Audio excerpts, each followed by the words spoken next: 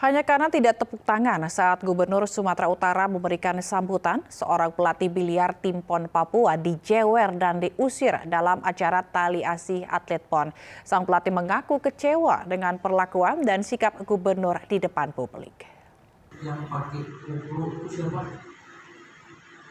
Yang baju kuning. Gubernur Sumatera Utara Edi Rahmayadi geram saat memberi sambutan dalam acara penyerahan tali asih atlet PON yang berlangsung di rumah dinas gubernur di Medan, Sumatera Utara. Di tengah-tengah sambutannya, Edi Rahmayadi seketika memanggil seorang pelatih ke atas panggung dan menanyakan identitasnya. Bermana? Atletnya belum? Hah? Iya, pelatih. Pelatih itu kan pada tepuk tangan. Pelatih tak tepuk tangan. Edi Rahmayadi mengaku dirinya sengaja menjewer pelatih ini karena menyayangi seluruh pelatih. Namun pelatih yang menerima jeweran Edi mengaku kecewa atas perlakuan Gubernur Sumatera Utara itu kepada dirinya. Di sini saya mengklarifikasi dan membantah bahwa saya tidak ada tertidur dan saya tidak ada diusir. Yang ada gara-gara saya tidak tepuk tangan, maka saya dimaki-maki dan dijewer oleh Gubernur Sumatera Utara. Dalam hal ini saya merasa kecewa dan bingung. Kenapa? Gara-gara tepuk tangan. Gara-gara nggak tepuk tangan, saya dimaki-maki dan dijewer. Tidak hanya kecewa, pelatih PON Papua dari cabang olahraga biliar ini mempertanyakan alasan apa yang membuatnya harus bertepuk tangan saat Gubernur memberikan sambutan. Ia mengaku tidak ada pernyataan dari Edi Rahmayadi yang membuat hadirin bisa bertepuk tangan. Dari Medan, Sumatera Utara, Tim Liputan iNews melaporkan. Sidang kasus ujaran kebencian terkait SARA dan penodaan agama dengan terdakwa Yahya Waloni memasuki babak baru. Yahya Waloni menjalani sidang dengan agenda pembacaan tuntutan dari jaksa. Penceramah Yahya Waloni kemarin kembali menjalani sidang tuntutan atas perkara dugaan penistaan agama dan ujaran kebencian. Yahya Waloni mengikuti sidang melalui sambungan virtual dari Rumah Tahanan Bareskrim Mabes Polri. Sidang lanjutan kali ini mengagendakan pembacaan tuntutan oleh Jaksa Penuntut Umum atau JPU di Pengadilan Negeri Jakarta Selatan. Pada sidang agenda pemeriksaan sebelumnya, terdakwa Yahya Waloni mengungkapkan isi ceramahnya yang telah menodai suatu kepercayaan agama tertentu adalah candaan semata. Atas tindakannya, Yahya Waloni didakwa dengan pasal alternatif dan pasal 156 KUHP dengan ancaman pidana maksimal 5 tahun penjara.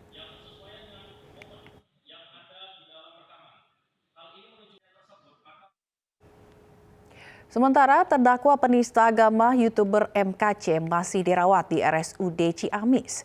MKC tiba-tiba pingsan saat menjalani sidang dengan agenda mendengarkan para saksi di Pengadilan Negeri Ciamis, Jawa Barat, Jumat lalu.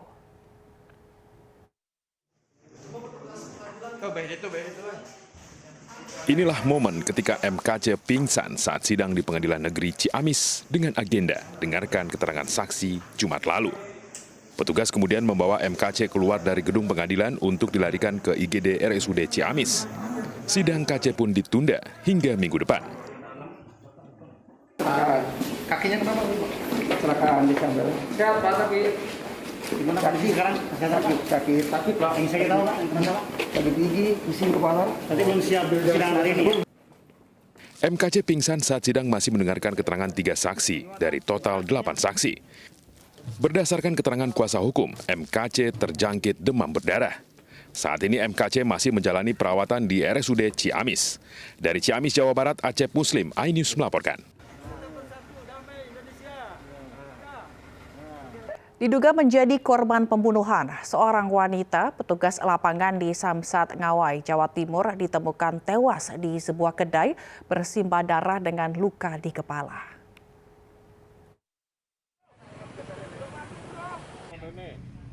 Warga di jalan sekitar jalur Ngawi Maospati dikejutkan dengan penemuan mayat wanita di sebuah kedai minuman. Korban diketahui bernama Tanti Rahmawati, ditemukan oleh pemilik warung saat akan membuka dagangannya dengan kondisi tubuh telungkup bersimbah darah. Anggota Reskrim Polres Ngawi yang melakukan olah TKP mendapati sepeda motor korban berada di sekitar lokasi. Diduga wanita yang bekerja sebagai petugas lapangan di Samsat Ngawi tersebut merupakan korban pembunuhan. Pada saat ditemukan memang ada, kita lihat dari jauh, itu adalah ada bercak darah di atas kepala. Saat ini unit Iden Satreskrim Polres Ngawi sedang melaksanakan olah TKP dan akan dilanjutkan melaksanakan. Untuk yang diduga pelaku sedang dilaksanakan pengejaran oleh unit Opsional Satreskrim Polres Ngawi. Untuk kepentingan penyelidikan, jasad korban dievakuasi ke RSUD Suroto Ngawi, Jawa Timur untuk dilakukan otopsi. Dari Ngawi, Jawa Timur, Asfi Manar, iNews melaporkan. Diduga hendak menculik seorang anak, pria di Kota Makassar, Sulawesi Selatan babak belur di amuk warga. Perbuatan pelaku diketahui orang tua anak yang hendak diculik.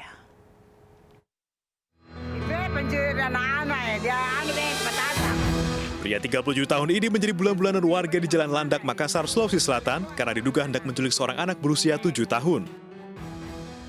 Pria bernama Aco ini pun babak belur dan diamankan di salah satu rumah warga untuk menghindari amukan massa yang masih emosi. Peristiwa berawal saat orang tua korban melihat terduga pelaku hendak membawa kabur anak mereka. Orang tua pun berteriak hingga menarik perhatian warga sekitar. Dari pemeriksaan sementara, terduga pelaku mengaku tidak berniat menculik korban, melainkan ingin bertanya lokasi penjual petasan. Pelaku bertanya kepada korban di mana tempat jual petasan. Akhirnya pelaku meminta kepada korban untuk menunjukkan tempat jual petasan tersebut. Tapi kami masih dalami apakah betul murni untuk menunjukkan tempat jual petasan atau memang ada motif lain. Terduga pelaku kemudian dibawa ke Mapolrestabes Makassar guna pemeriksaan lebih lanjut. Dari Makassar, Sulawesi Selatan, Yul Yusfin, iNews melaporkan. Seorang anak 6 tahun berhasil diselamatkan dari upaya penculikan. Pelaku diketahui seorang penderita gangguan jiwa yang senang dengan anak-anak.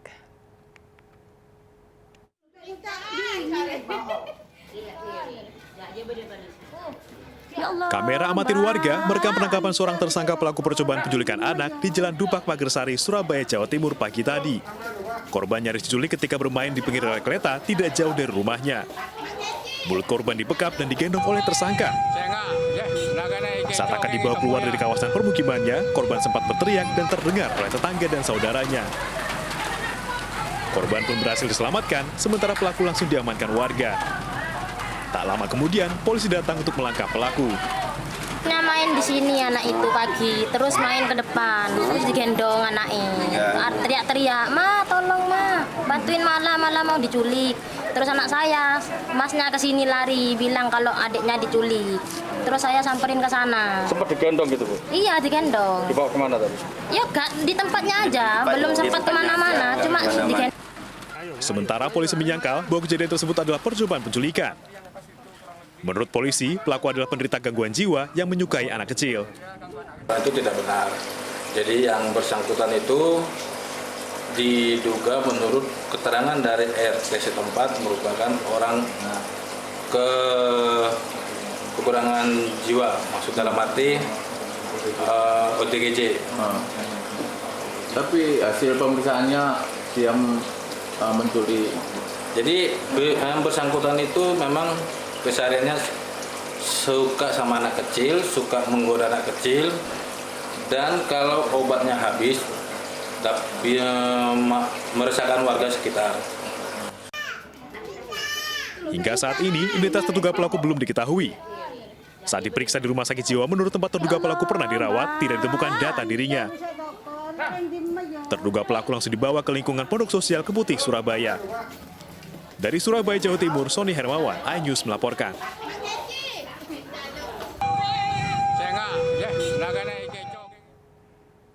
Kita ke informasi mengenai dampak erupsi Gunung Semeru, di mana sempat terputus akibat erupsi Gunung Semeru 4 Desember lalu, jalur alternatif penghubung Kabupaten Lumajang di Dusun Curah Kobokan kembali bisa dilalui warga.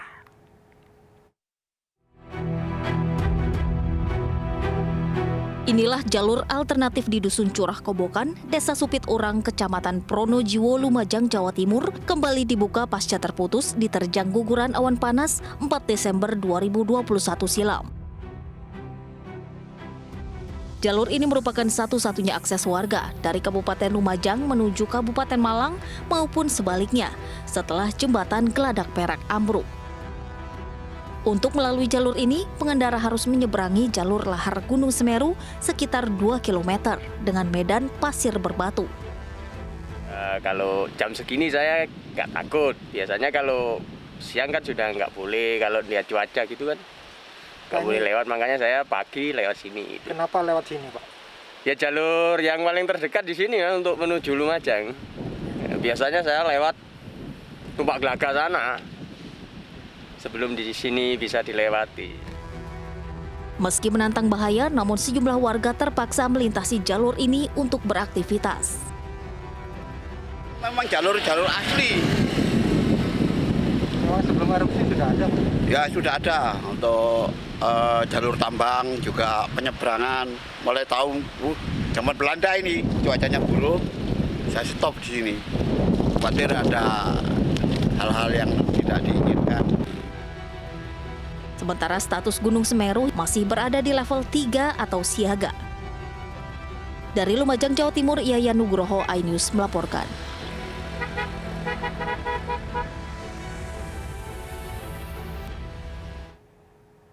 Mari berbagi untuk masyarakat yang terdampak bencana erupsi Gunung Semeru melalui MNC Peduli dengan berdonasi pada rekening yang tertera di layar kaca atau scan barcode QRIS dengan aplikasi uang digital Anda. Pemirsa, Brigif 4 Marinir berdiri sendiri, TNI Angkatan Laut bersama Polri dan warga bergotong royong membangun jembatan darurat Wei Gebang di Kecamatan Teluk Pandan, Pesawaran, Lampung yang putus akibat hujan deras.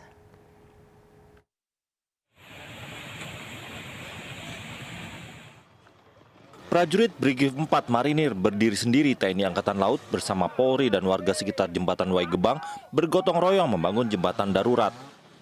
Jembatan darurat dibuat dari batang pohon kelapa dan dirangkai menjadi satu. Semuanya terlibat, langsung bantu menangani membuat jembatan darurat agar kemudian arus lalu lintas bisa melewati akses jalan yang kami buat sementara ini. Sementara dari Dinas Pekerjaan Umum Provinsi akan terus mengupayakan perbaikan jembatan yang seharusnya bisa dilewati oleh kendaraan-kendaraan. Kami mengucapkan banyak terima kasih dari unsur Marinir, baik itu Batalion 7, 9 maupun Brigif Marinir, dan semua yang terlibat di dalam usaha penanganan bencana alam ini, terutama dalam masyarakat melaksanakan gotong royongan dan juga bersama dengan Marinir. Alhamdulillah dari awal sudah terlihat kekompakan kerjasama di mana Marinir sudah sangat-sangat terlibat membantu masyarakat, khususnya masyarakat Desa Gebang.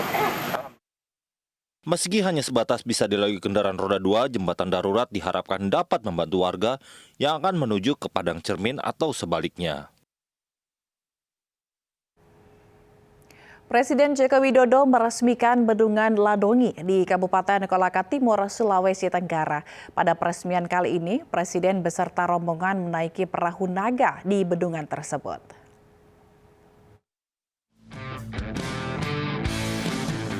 Presiden Joko Widodo menaiki perahu naga saat meresmikan Bendungan Ladongi di Kabupaten Kolaka Timur, Sulawesi Tenggara. Bersama rombongan menteri, Presiden mendayung perahu menyusuri sepanjang bendungan. Bendungan Ladongi berdiri di lahan seluas 222 hektar dan memiliki kapasitas 45,9 juta meter kubik. Bendungan ini akan mengairi sejumlah kabupaten dan diharapkan mampu memenuhi kebutuhan air untuk pertanian. Fungsi dari Waduk Ladongi ini tidak hanya berkaitan dengan memberikan air kepada sawah-sawah yang ada di 4 kabupaten, tetapi juga kalau kita lihat alamnya yang indah di waduk ini juga bisa dikembangkan sebagai tempat wisata. Bendungan Ladongi mampu mengurangi banjir sebesar 176,6 meter kubik per detik dan berpotensi listrik sebesar 1,3 megawatt. Dibangun sejak tahun 2016, bendungan ini menelan biaya pembangunan sebesar 1,2 triliun rupiah.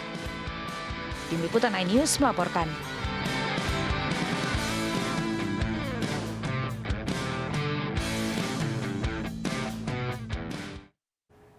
Kita ke informasi ekonomi pemirsa. Tahun 2022 peluang industri properti semakin terbuka lebar dengan adanya proyek pembangunan ibu kota negara yang baru. Pembangunan dan pemindahan ibu kota negara akan mendorong sektor industri infrastruktur dan properti. Pelaku usaha infrastruktur menyambut baik rencana penetapan status pemindahan ibu kota negara yang akan diputuskan 2024 mendatang. Pasalnya pemindahan ibu kota yang rencananya akan dilakukan pada semester pertama tahun 2024 menjadi angin segar bagi sektor infrastruktur dan properti karena akan banyak proyek pembangunan. Para pelaku usaha mengakui sudah membicarakan rencana pembangunan gedung dan perumahan bagi aparatur sipil negara yang akan dipindahkan ke ibu kota baru dengan kementerian terkait.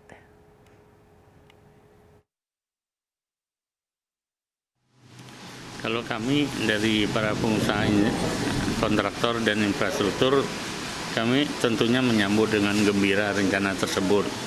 Memang rencana ini udah beberapa tahun udah bergaung, terutama di kalangan kami. Kami pernah diundang Dinas PU, dalam hal ini Perupera, untuk mempersiapkan prasarana untuk ASN dulu. Karena memang mau tidak mau, suka tidak suka, memang harus ada ASN yang ada di sana untuk memulai ibu kota baru. Nah mungkin kalau menurut hemat saya yang paling baik itu memang harus ada gedung atau perumahan untuk ASN. Dari ekonomi saya pikir memang pasti ada meningkat tajam. Kenapa? Sekarang aja tanah-tanah di sekitar rencana ibu kota itu kan udah tinggi. Terus dari pemerintah dalam hal ini Pak Jokowi itu kan udah menyiapkan jalan tol Trans Kalimantan dan itu sebagian besar udah selesai. Sementara itu, Masyarakat Profesi Penilai Indonesia atau MAPI menjalin nota kesepahaman dengan Kementerian ATR BPN. Nota kesepahaman dibuat untuk menyelesaikan masalah pengadaan tanah di berbagai proyek nasional. Ketua Dewan Pengurus Nasional MAPI, Muhammad Amutakin, mengatakan kerjasama yang dilakukan diantaranya pertukaran data dan informasi untuk membangun database informasi properti. Menurut Mutakin, selama ini belum ada database resmi yang dikeluarkan instansi pemerintah terkait nilai properti.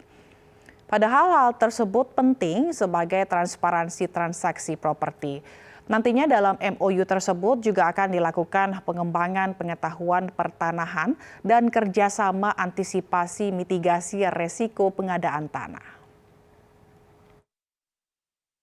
MOU MAPI dengan ATR BPN kan ada 5 MOU, 5 poin yang menjadi kerjasama. Yang pertama adalah pertukaran data dan informasi.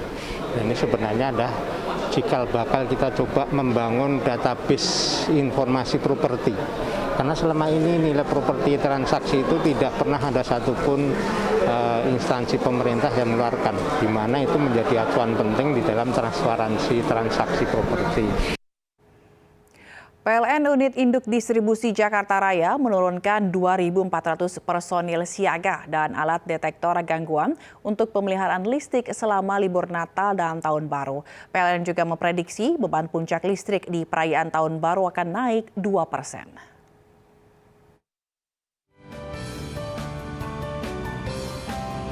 PLN Unit Distribusi Jakarta Raya bersiaga menjaga pasokan listrik selama perayaan Natal dan Tahun Baru 2022 dengan menurunkan alat detektor gangguan serta melengkapi dengan uninterrupted power supply atau UPS agar pasokan listrik tetap stabil.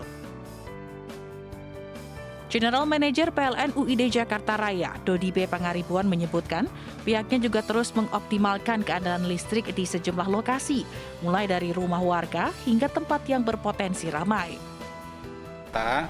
Kami sudah mensiagakan 2.400 personil, ada 17 posko utama, kemudian ada 257 titik yang kami amankan khusus. Ya, titik-titik itu pertama tentu tempat-tempat ibadah, ya, dalam rangka Natal dan Tahun Baru. Kemudian juga titik-titik yang secara tradisional biasanya ada acara, ya, meskipun saya tadi baca sudah ditetapkan oleh Pemprov tidak akan ada perayaan-perayaan, tapi kami tetap mensiagakan. Dan tentu perumahan-perumahan pun kami tingkatkan kesiagaannya karena memang akan lebih banyak lagi orang yang merayakan di rumah masing-masing. PLN UID Jakarta Raya juga menyiapkan 4 unit kren, 7 unit mobil deteksi, 30 gardu bergerak, 6 unit UPS, hingga 20 unit powerbank PLN. Dan diprediksi beban listrik pada tahun baru 2022 sebesar 3.003 MW atau naik 2% dari tahun lalu. PLN UID Jakarta Raya juga pastikan keandalan listrik di Jakarta selama perayaan tahun baru aman dengan daya 11.000 MW. Dari Jakarta, Ade Firmansyah, iNews melaporkan. Polisi menetapkan tersangka 6 buruh yang menggeruduk ruangan kerja Gubernur Banten. Selengkapnya akan hadir usai jeda.